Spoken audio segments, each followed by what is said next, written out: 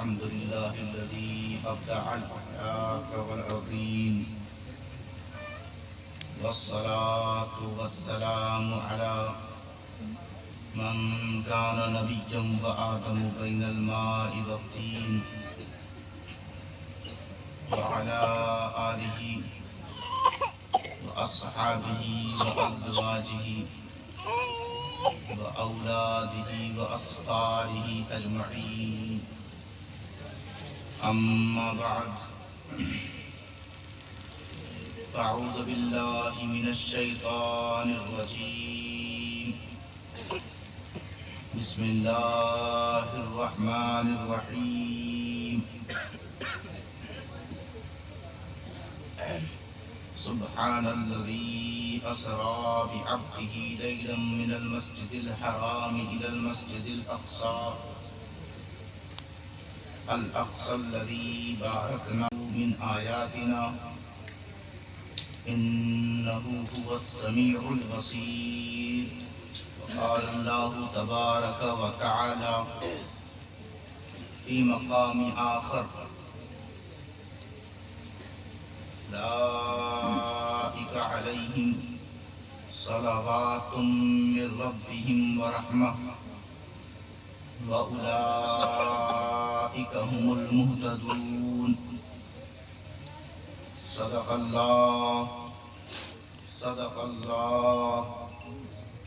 الله العلي العظيم.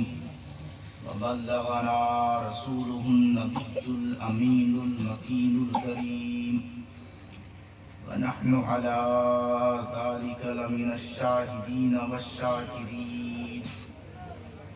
الحمد لله رب العالمين. إن الله وملائكته يصلون على النبي يا أيها الذين آمنوا صلوا عليه وسلموا تسليما. اللهم صل على سيدنا وشفيعنا حبيبنا مولانا محمد بارك وسلم. صلوا عليه صلاة وسلاما عليك دائما أبدا أزليا يا رسول الله يا نبي الله. أدركني يا حبيب الله. صلى الله تعالى عليه وآله وسلم.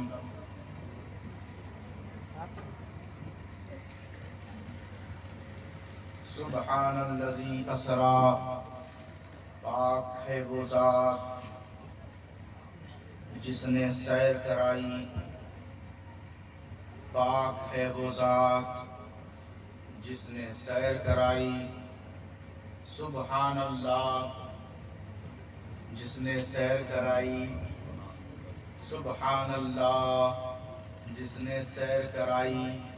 پاک ہے وہ ذات جس نے سیر کرائی.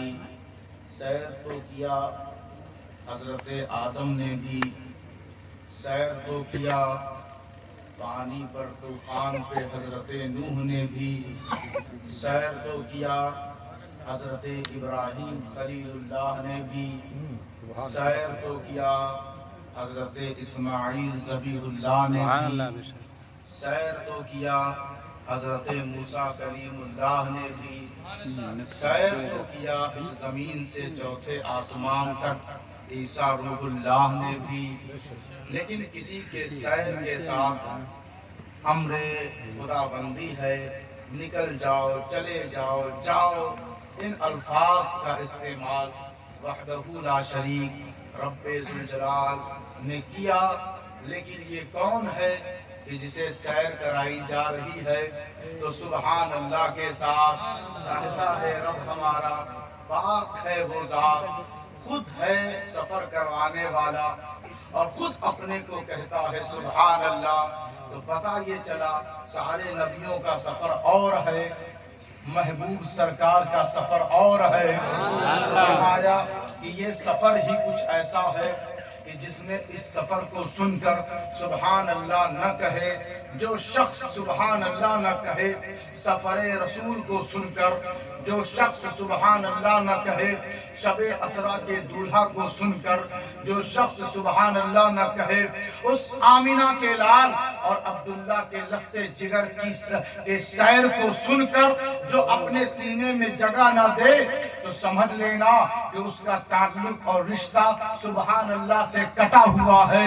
اور جو اس شب اسرا کے تاجدار سے قریب ہے وہی تو سب سبحان اللہ اسرا سے قریب ہے، تو اپنی عبودیت و بندگی اور سجدے اور تلاوت پر ناز مت کرنا، ناز کرنا ہے تو شب معراج کے دولہا پہ ناز۔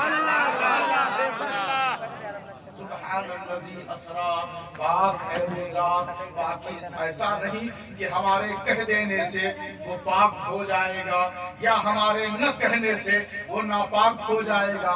ہمارا کہنا کیا، ہمارا بولنا کیا، ہمارا سوچنا کیا، ہماری حیثیت کیا، ہماری زبان کیا، ہماری فکر کیا، ہمارا نظریہ کیا، ہمارا وجود کیا، ہم آج ہیں کل نہیں ہوں گے، زمین کے اندر ہوں گے، زمین ہمارا حشر کیا کرے گی اللہ بہتر جانے، ہم کیا آج ہیں کل نہیں ہوں گے، نہ جانے رات میں ہم دنیا چھوڑ کر ہو سکتا ہے دارے فانی سے کوچ کر جائیں، یہ تو سب جانتے ہیں، مگر سوچا ہے، کبھی غور کیا ہے، کبھی پرکھا ہے کہ اللہ تبارک و تعالیٰ نے جو فرمایا ہے سبحان الذی اسرا، پاک ہے وہ ذات، پاک ہے وہ ذات، ہمارے کہنے سے وہ نہ پاکیزہ ہوگا اور نہ انکار کرنے سے ناپاک ہوگا، مگر اس نے پیغام عقیدت اور پیغام صحیح کو ہم تک پہنچا دیا۔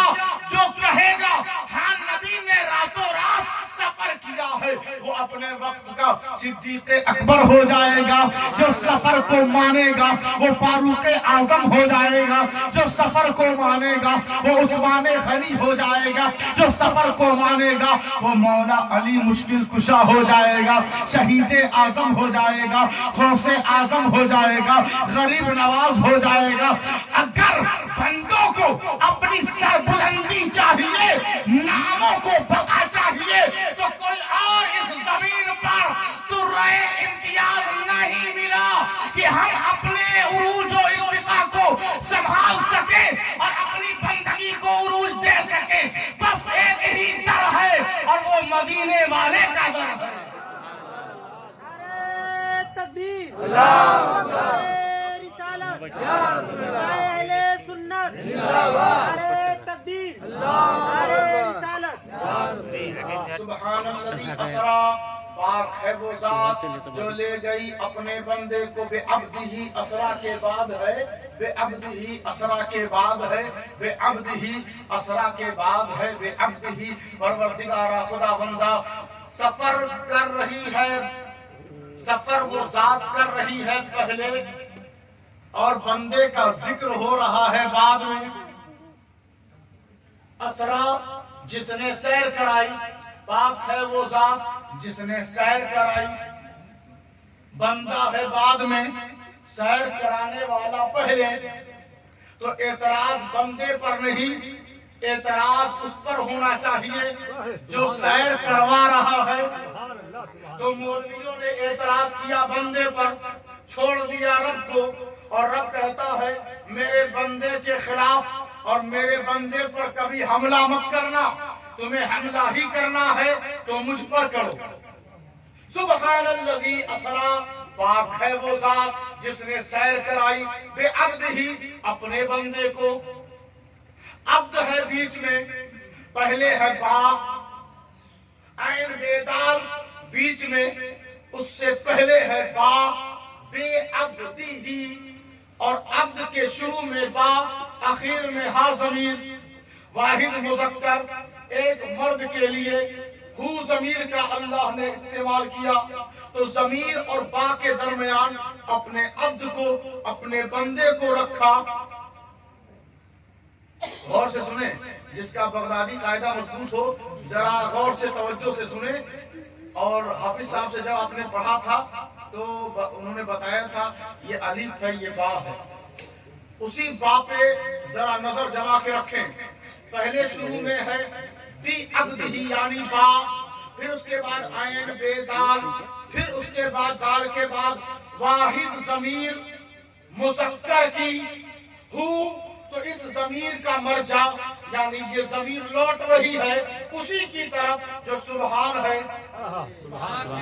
جو سبحان ہے، تو کہا کہ یہ وہی ضمیر کا مرجع ہے، یہ ضمیر جو لوٹ کر جا رہی ہے، جیسے آپ کہیں یہ وہ اس کا اس کا، تو اب اس کا اس کا تو بول دیا، اب بتانا پڑے گا کہ اس کا مرجع کون، اس کا مرجع کون، اس کا بول دیا تو اشارہ کس طرف، اس کا بول دیا تو اشارہ کس طرف، تو کہا اس کا بندہ، کس کا بندہ، سبحان کا بندہ، سبحان کا بندہ، تو اللہ نے یہاں بھی اپنے عبد کو تنہا نہیں چھوڑا، وہاں سبحان سے شروع کیا، یہاں ہا ضمیر واحد مذکر ضمیر کو رکھ کر بتایا کہ ادھر بھی میں نے اپنے عبد کو اپنی محبت میں رکھا ہے، ادھر بھی کہا سبحان الذی اسریٰ، شروعات اپنے سے کی، ختم اپنے پر کیا، بیچ میں اپنے بندے کو رکھا کہ ادھر سے بھی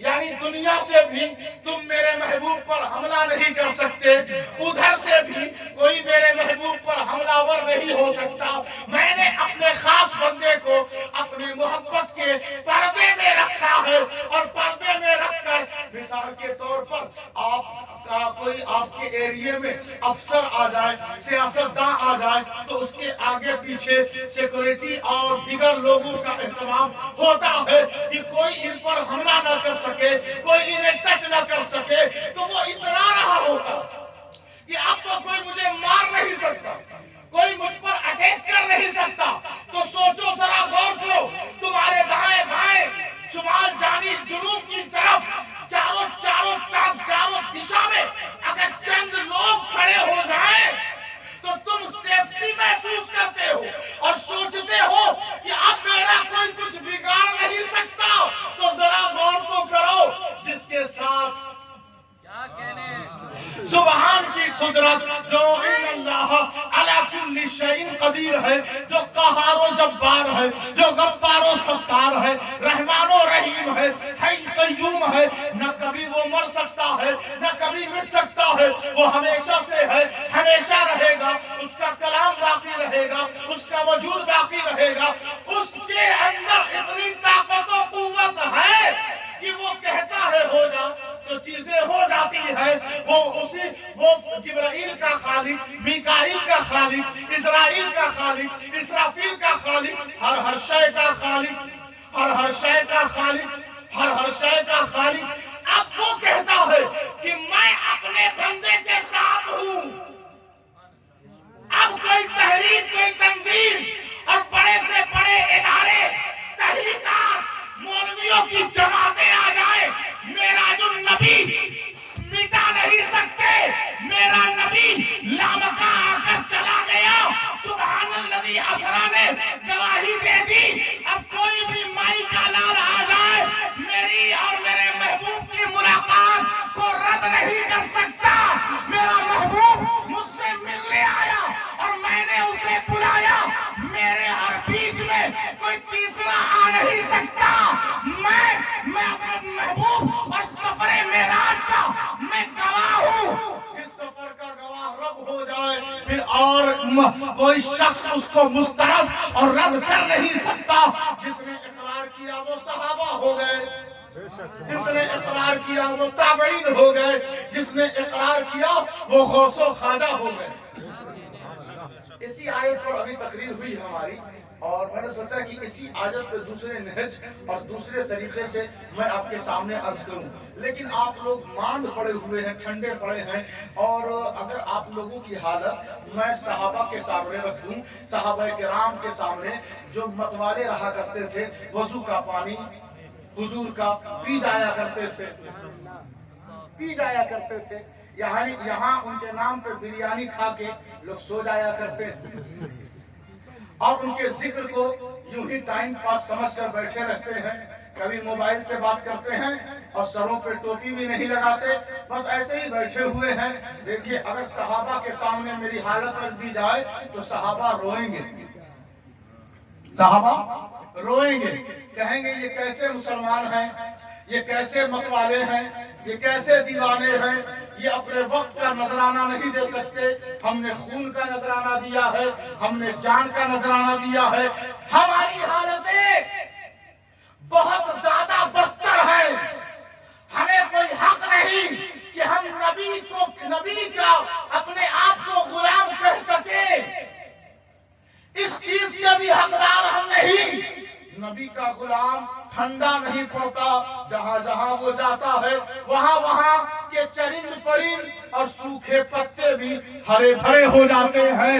نبی کا غلام پہیڑیوں میں آ کر لیٹ گیا، اس کے لیٹنے سے جو یہاں رونق نظر آ رہی ہے، اگر یہ نہ ہوتے تو یہاں بنجر اور علاقے سوکھے پڑ جاتے۔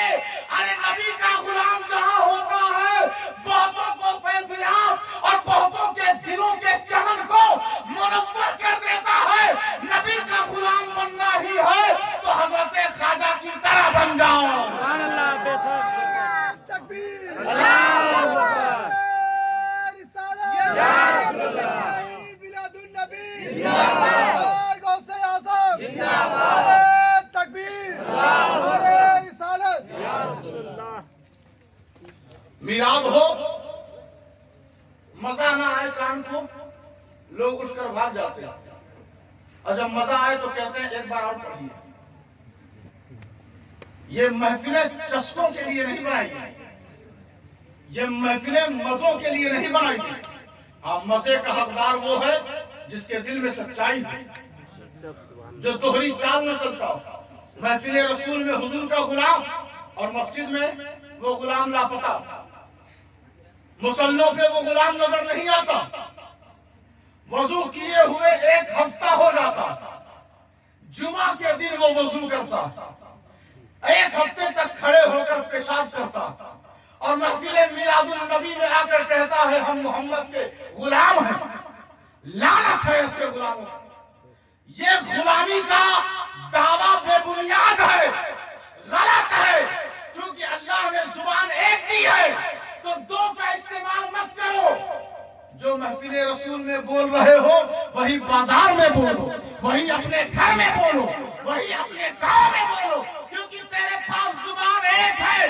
اگر محفل رسول میں تو نے کہہ دیا کہ ہم محمد کے غلام ہیں تو تجھے اپنے گھر میں بھی اسی مدینے والے کا غلام بن کر رہنا پڑے گا، بازار میں بھی اسی غلامی کا ثبوت دینا پڑے گا، وضو میں بھی غلامی کا ثبوت دینا پڑے گا، طریقے میں بھی حضور کی غلامی کا ثبوت دینا پڑے گا۔ سبحان اللہ، سبحان اللہ۔ یہ صاحب مزیدار جو بات لگے ٹھیک ہے، خراب لگے تو پھر بعد میں اعتراض، جب محفل ختم ہو جاتی ہے تو جو بہت شانے چالاک لوگ ہیں وہ آتے ہیں آرام سے۔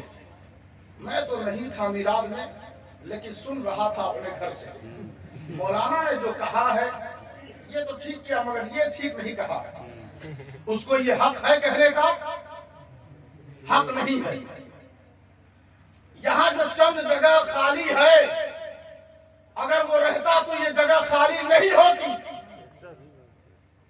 کیا وہ حضور کے غلاموں کے بیچ میں نہ بیٹھے اپنے گھر میں سوتا رہے تو کیا کل حضور کو بروز حشر کوئی عذر ہے تو بات اور ہے۔ عذر پہ تو اللہ نے معاف کیا، عذر پہ تو اللہ نے معاف کیا، مگر عذر بھی اس سے بہتر کوئی اور نہیں جانتا کہ آپ کا عذر معقول ہے یا منقول، یہ اللہ بہتر جانتا ہے۔ آپ نے بس یوں ہی نقل کر لیا ہے یا واقعی میں عذر ہے، یا اللہ بہتر جانتا ہے۔ پہلا سبحان الذی اسریٰ بعبدہ، یہ جو سفر پہ اللہ نے محبوب کو سفر کروایا ہے، اللہ خود بھی اپنے محبوب کے ساتھ ہے۔ بعبدہ، اپنے بندے کے ساتھ، سبحان ہے، سبحان اللہ اپنے بندے کے ساتھ ہے۔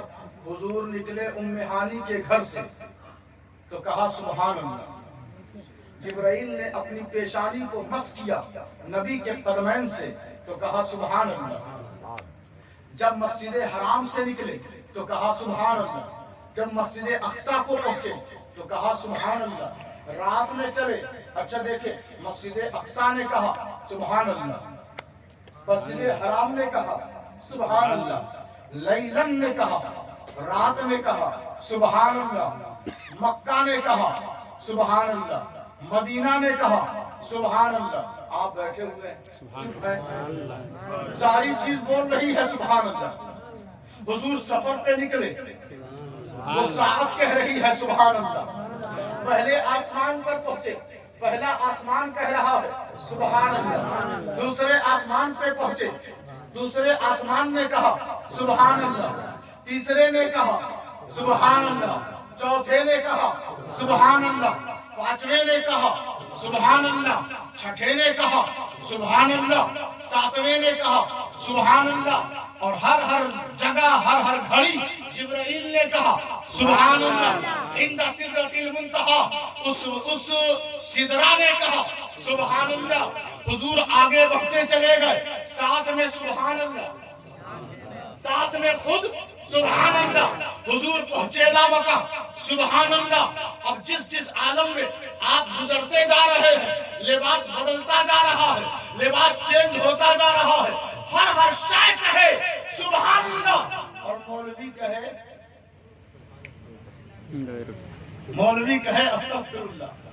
ان لعنتی لوگوں کو کون سمجھائے کہ اگر اپنے دل کو سبحان اللہ کے چراغ سے, اپنے وجود اور اپنے سماج کو سبحان اللہ کی کرنوں اور شعاعوں سے معطر کرنا ہے تو نبی کے راتوں رات سفر کا قصیدہ سناؤ, ذکر کرو, محفلیں قائم کرو. جو نبی کا وفادار نہیں وہ سبحان اللہ کا بھی وفادار نہیں.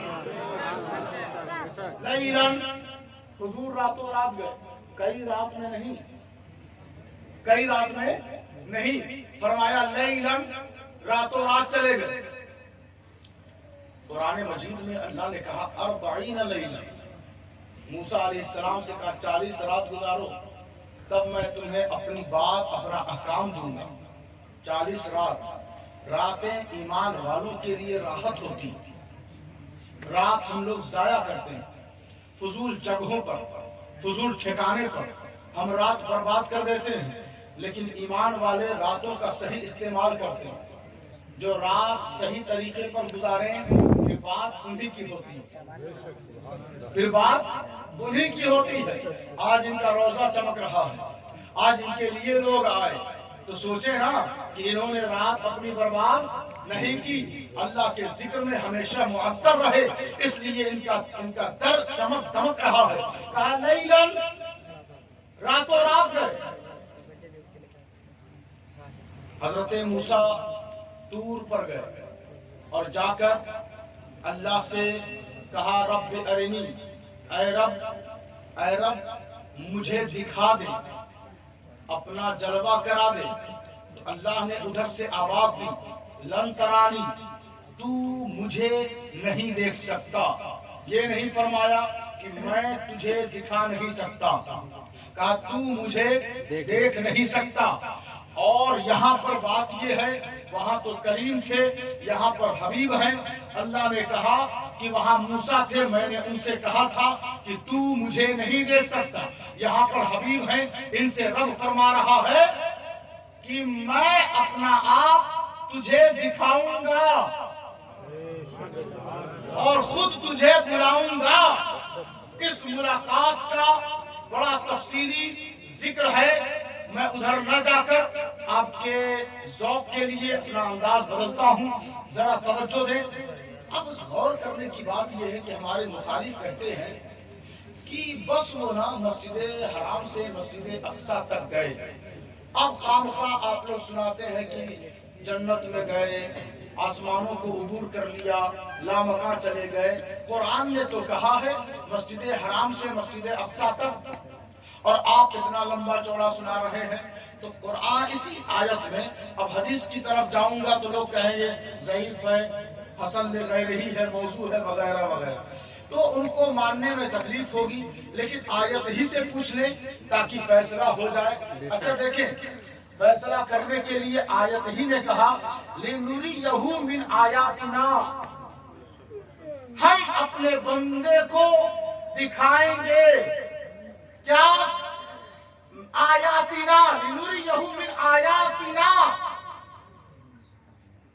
آیت نہیں، آیات۔ کیا چیز؟ آیات، اپنی نشانیاں دکھائیں گے۔ نشانیاں، نشانی نہیں، نشانیاں۔ مسجد حرام اور مسجد اقصی کے درمیان کیا اللہ کی نشانی ختم ہو جاتی ہے؟ اللہ کی نشانی کیا ختم ہو جاتی ہے؟ نہیں نا۔ سورج کس کی نشانی ہے؟ چاند کس کی نشانی؟ جبرائیل کس کی نشانی؟ جنت کس کی نشانی؟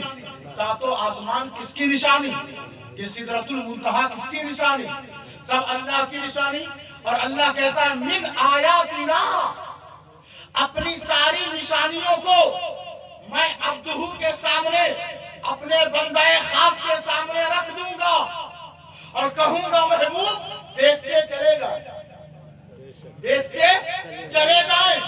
اب جو دیوبندی وہابی بولتے ہیں کہ مسجد حرام سے مسجد اقصی تک کا ہی سفر ہوا تھا، ان سے کہو کہ جو قرآن کہہ رہا ہے لِنُرِيَهُ مِنْ آیَاتِنَا، کہ ہم اپنی ساری نشانیاں اپنے محبوب کو دکھا دیں گے، تو جب دو قبلہ کے درمیان، دو مسجد کے درمیان اللہ کی نشانی ختم نہیں ہوتی، تو پھر طے پایا کہ حضور کا سفر اس سے بھی آگے ہوتا رہا اور حضور سفر پہ بڑھتے رہے۔ یہ قبلہ جو ہے نا، مسجد اقصی بھی قبلہ تھا، لیکن حضور کی مرضی سے وہ چینج ہو گیا، اب مسجد حرام قبلہ ہے۔ دو مسجدوں سے افضل کوئی اور مسجد نہیں تھی، ساری مسجدوں سے افضل یہ دو مسجد، مسجد اقصی اور مسجد حرام۔ اب دونوں مسجدیں تک رہی ہیں اور حضور پرواز کرتے جا رہے ہیں۔ اب رشک کی نگاہ سے وہ دونوں مسجدیں دیکھ کر کہتی ہیں کہ دنیا والوں، تم نے مسجدوں پر بڑا ناز کیا اور نبی کے روضے کو نظر انداز کیا، بزرگوں کے مزارات کو ڈھانے اور مٹانے کی ناپاک کوششیں کی۔ اب دونوں قبلہ تک رہے ہیں، مسجدیں دیکھ رہی ہیں رشک کی نظر سے حضور کے قدم کو، حضور کے قدم کو، اور دیکھ کر کہتی ہے کہ سارے بندوں اب ہوش میں آ جاؤ اور باز آ جاؤ اپنے خرافات اور بددیانتی سے۔ اگر اپنی بندگی کو سالمیت کا لباس پہنانا چاہتے ہو تو دیکھو ہماری مسجدوں کے سروں پر کسی کا قدم ہے تو وہ مدینے والے کا قدم ہے۔ اب اس سے افضل تو کوئی جگہ تھی نہیں، اس لیے اللہ نے ان دو مسجدوں کا ذکر کر دیا تاکہ بندے سمجھ جائیں کہ جب افضل کو حضور نے کراس کر دیا تو مفضول کہاں سے باقی رہیں گے؟ مفضول کہاں سے باقی رہیں گے؟ اب آپ دیکھتے جائیں، توجہ دیں، غور فرمائیں کہ حضور سفر پہ نکلے، مسجدیں تک رہی ہیں۔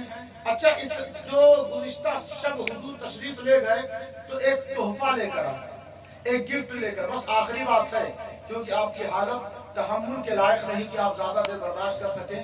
کچھ دیر میں بولا تو آپ بے ہوش ہو جائیں گے کیونکہ حالت ایسی ہے اور آپ پیچھے گریں گے۔ جو لوگ تازہ ترین ہیں وہ تو نہیں گریں گے، لیکن جو دیر سے بیٹھے ہوئے ہیں، جو لنگر کا مزہ اٹھا چکے ہیں، ہو سکتا ہے زیادہ لوڈ کی وجہ سے وہ گر جائیں۔ تو دیکھیں، آپ غور فرمائیں، حضور گئے لامکاں تحفہ لے کر آئے۔ آپ کو کوئی گفٹ دے، کوئی تحفہ دے تو کیا آپ اس کو گالی دیں گے؟ بیوقوف سے بیوقوف آدمی اس کا شکر ادا کرتا ہے۔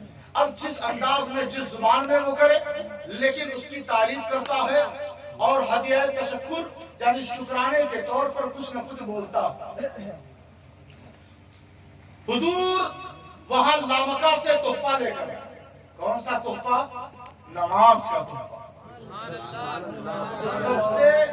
سب سے بوجھل چیز ہے، سب سے مشکل چیز ہے۔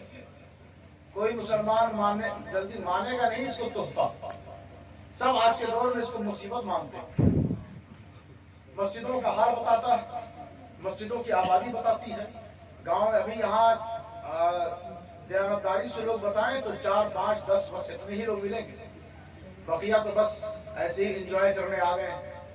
اب دیکھیں آپ تحفہ، گفٹ آپ کو کسی نے دیا، آپ نے اس کو لیا اور کہا شکریہ، شکریہ کہا، آپ نے اس کی عزت کی، بٹھایا، اس کو گالی نہیں دیتے آپ، اس کی توہین نہیں کرتے، اس کی تذلیل نہیں کرتے، اس کی عزت پر اٹیک نہیں کرتے۔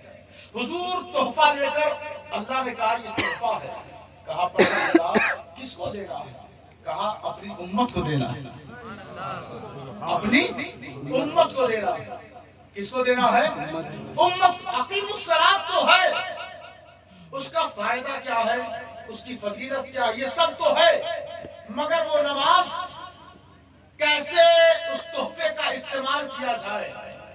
کوئی زبردست مشین آپ کو دے دی جائے اور طریقہ نہ بتایا جائے تو آپ کے لیے دشوار ہے نا، کیسے استعمال کریں گے؟ چھوٹا سا بچہ ہو اور اس کو بڑا سا موبائل دے دیں، کیسے چلائے گا؟ اس کے لیے گفٹ تو ہے مگر چلائے گا کیسے؟ تو اللہ نے گفٹ تو حضور کو دے دیا کہ امت کو دے دے، اور بتا بھی دیا ان الصلاۃ تنہی عن الفحشاء والمنکر، نماز بے حیائی بری چیزوں سے روکتی ہے۔ بے پناہ آیت قرآنیہ موجود ہیں نماز کی فضیلت کے بارے میں، قیام صلاۃ کا حکم ہے، سب کچھ ہے، مگر صاحب ہم اسے اختیار کیسے کریں، اس کا یوز کیسے کریں، اس کا استعمال کیسے کریں، اس کو کیسے عملی طور پر اپنائیں؟ تو اللہ کے رسول نے فرمایا صلو کما رأیتمونی اصلی، پریشان مت ہو۔ گفٹ جس نے لامکہ سے زمین پر جو لایا ہے نا، وہی طریقہ بھی بتائے گا، وہی طریقہ بھی بتائے گا۔ کہا نماز پڑھو ایسے جیسے مجھے دیکھ رہے ہو، میں نے جیسے ہاتھ اٹھایا ویسے اٹھا لو، میں نے جیسے باندھا باندھ لو، میں جیسے قیام کر رہا ہوں کرتے رہو، رکوع کیا، سجود کیا، قعدہ کیا، سلام پھیرا، جو کچھ پڑھا، جیسے وضو کیا، جیسے طہارت لی، جس طرف رخ کیا، ویسے کرتے چلے جاؤ۔ اس تحفے عظیم پر عمل ہوتا چلا جائے گا۔ اب ذرا غور فرمائے، توجہ دے، حضور نے یہ نہیں فرمایا کہ جیسے میری نماز ہے ویسے تمہاری نماز ہوگی، یہ نہیں فرمایا جیسے تم مجھے دیکھتے ہو ویسے نماز پڑھتے چلے جاؤ، کیونکہ میری نماز کا معاملہ اور ہے، امتی کی نماز کا معاملہ اور ہے۔ امتی کے لیے نماز تحفہ ہے، لیکن نبی کے لیے بھی تحفہ ہے، دونوں کا تحفہ برابر نہیں۔ امتی اس تحفے کو اپنائے تو نبی کہتا ہے الصلاۃ معراج المومنین، اس تحفے کو تم اپناؤ گے تو یہ تحفہ تمہارے لیے معراج ہے، اور نبی کا تحفہ رب کی ملاقات ہے۔ دونوں میں یکسانیت نہیں، مثلیت نہیں، برابری نہیں، اس میں بھی امتیازی شان حضور رکھتے ہیں، اس میں بھی حضور امتیازی شان رکھتے ہیں۔ تو فرمایا اب اس تحفے کا حال یہ ہے کہ ہر مسجد میں اسی تحفے سے وہ مسجد سجی ہوئی ہے، روز نہ سجے پوری بن گیا، اس کو پڑھنے والا خواجہ بن گیا، اس کو پڑھنے والا شہید بن گیا، اس کو پڑھنے والا خواجہ بن گیا، جن کے عرس میں ہم سب آئے ہوئے ہیں خواجہ بن گیا، اس کو پڑھنے والا مسلمان بن گیا، اس کو پڑھنے والا اللہ کی بارگاہ کا مقبول بن گیا، اس کو اپنانے والا بلند و بالا بن گیا۔ تحفہ ایک بار حضور لے کر آئے،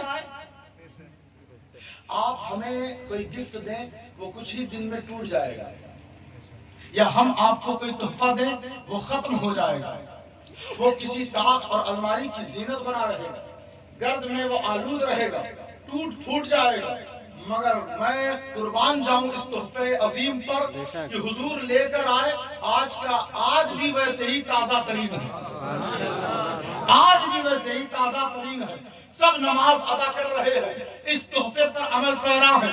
تو کیا میں یہ کہہ دوں تو بیجا نہیں ہوگا کہ اس تحفے کو اپنانے والوں کبھی سوچا ہے کہ نبی کا شکر بھی ادا کرنا ہے؟ اپنے سسر سالوں کا شکر تو روز ادا کرتے ہو، کہتے ہو میرے رشتہ دار تیرا شکریہ، تو نے فلاں گفٹ دیا، کبھی سوچا ہے کہ قیام کر رہے ہو تحفہ کس نے دیا ہے؟ رکوع کر رہے ہو تحفہ کس نے دیا ہے؟ سجدہ کر رہے ہو تحفہ کس نے دیا ہے؟ تحیات پڑھ رہے ہو تحفہ کس نے دیا ہے؟ درود پڑھ رہے ہو تحفہ کس نے دیا ہے؟ سلام پھیر رہے ہو تحفہ کس نے دیا ہے؟ فجر میں آ رہے ہو تحفہ کس نے دیا ہے؟ ظہر عصر مغرب عشاء میں حاضری دے رہے ہو تحفہ کس نے دیا ہے؟ نمازوں کو، نماز کے ذریعے مسجدوں کو سنوارنے والوں کبھی سوچا ہے کس نے تحفہ دیا اس کا شکر تو ادا کر لے؟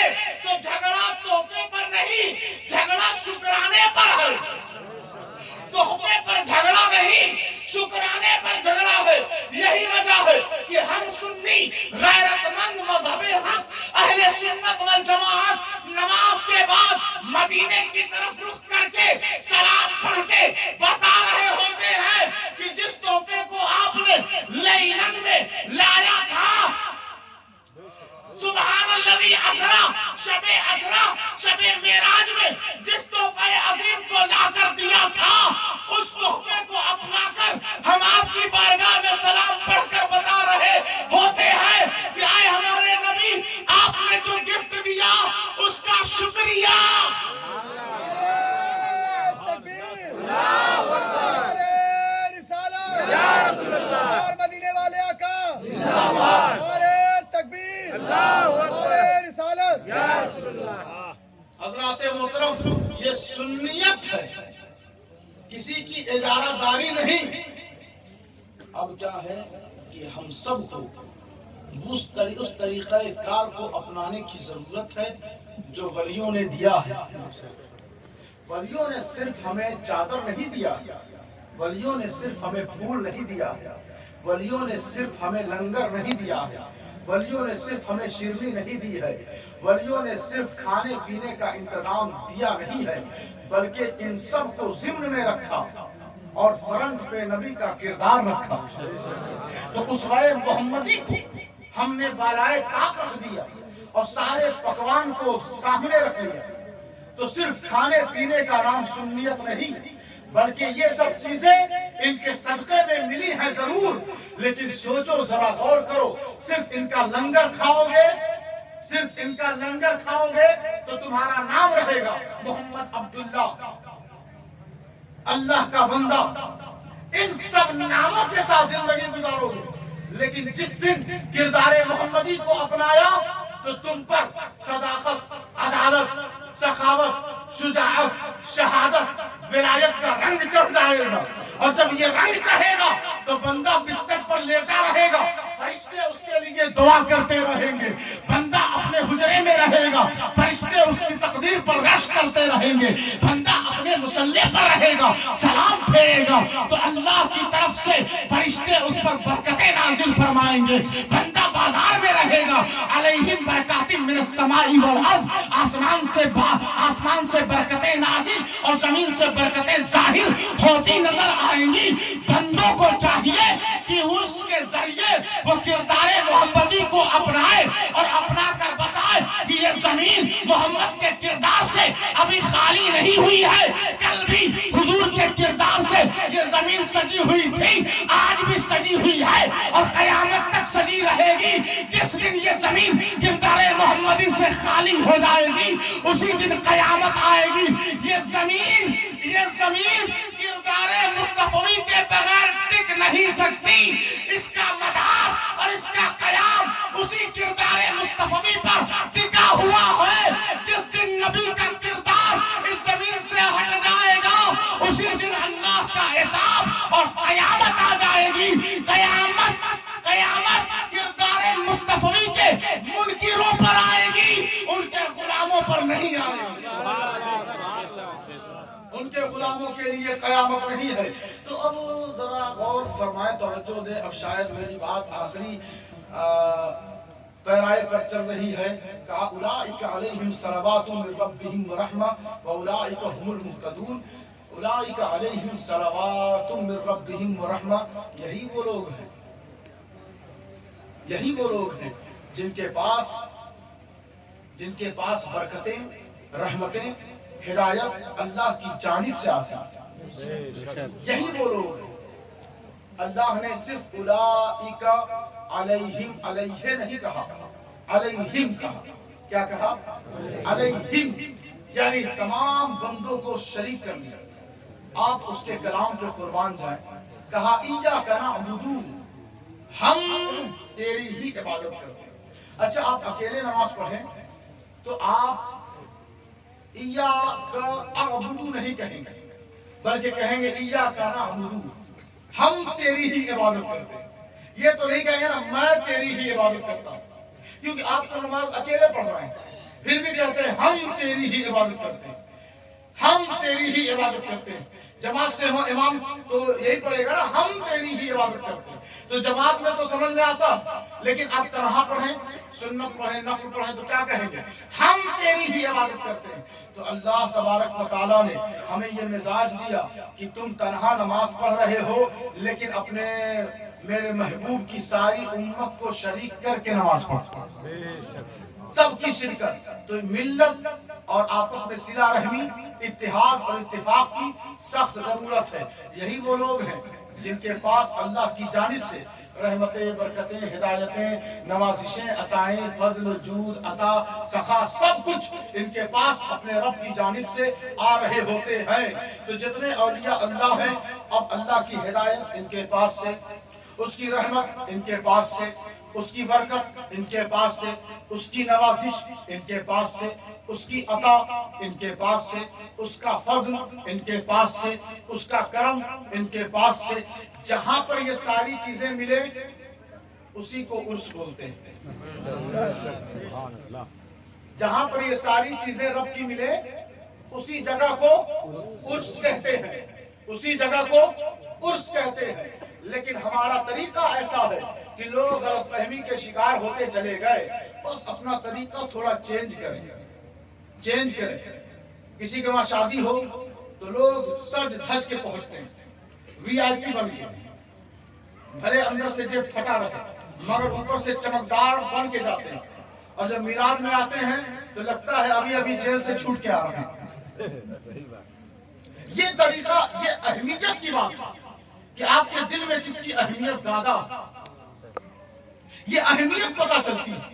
ہم کہیں میلاد میں جاتے ہیں، مسجد کے امام، مدرسے کے عالم دین ہوتے ہیں، لنگی پہن کے اسٹیج پر بیٹھے ہیں، ہم ان سے کہتے ہیں مولانا صاحب یہ بتائیں، ابھی کہیں شادی میں بارات میں جانا رہے، اگر آپ لنگی پہن کے چلے جاتے ہیں تب تو ٹھیک ہے، تب تو ٹھیک ہے، لیکن آپ وہاں جائیں گے تو کرچ والا پیجامہ نکال کر پہنیں گے، اور جب محفل رسول میں بیٹھے ہیں لنگی پہن کر بیٹھے ہیں۔ اگر آپ لنگی کا مزاج رکھتے اور کہیں بھی جائیں لنگی پہن کے جاتے تو کوئی حرج، کوئی اختلاف نہیں ہے۔ تو آپ نے محفل رسول کو اہمیت کیوں نہیں دی؟ ہم اہمیت صرف اور صرف نبی کے میلاد کو دیتے ہیں، اور کسی محفل کو اتنی اہمیت نہیں دیتے۔ آپ سچ کے آئیں، سمجھ کے آئیں، بن کے آئیں، کیونکہ اللہ یہی چاہتا ہے کہ محبوب کی محفل سجی ہو تو بندے بھی اچھے نظر آئے، اپنی حیثیت اور استطاعت کے مطابق۔ بندوں کا حال تو یہ تھا کہ حضور کہیں تو بندے اپنے گھر کا سارا مال حضور کو دے دیں۔ کبھی صدیق دے رہے ہیں، کبھی فاروق دے رہے ہیں، کبھی عثمان دے رہے ہیں، کبھی علی دے رہے ہیں، اور آج کے مسلمان کچھ نہیں دے رہے ہیں، کچھ نہیں، وقت بھی نہیں دے رہے ہیں۔ تو رات کہاں سے دیں گے؟ جان کہاں سے دیں گے؟ مال کہاں سے دیں گے؟ یہ تو بہت، بیٹوں کو کہاں سے دیں گے؟ ایک بیٹا ہے، کہتے ایک ہی بیٹا ہے، مدرسے میں کیا بھیجیں؟